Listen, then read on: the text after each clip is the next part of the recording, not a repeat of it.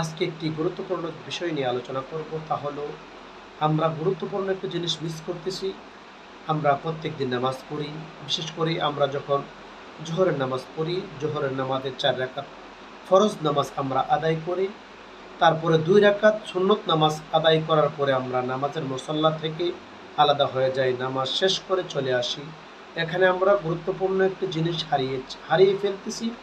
ইমামুল আম্বিয়া রসুল পাক সাল্লাল্লাহু তাআলা আলাইহি সাল্লাম বলেছেন, যে ব্যক্তি জোহরের নামাজের 4 রাকাত ফরজ নামাজের পরে আরও 4 রাকাত নামাজ আছে, ওই 4 রাকাত নামাজ আদায় করলো, আল্লাহ পাক রাব্বুল আলামিন তার জন্য জাহান্নামের আগুন হারাম করে দিবেন। সুবহানাল্লাহ, সুবহানাল্লাহ, সুবহানাল্লাহ।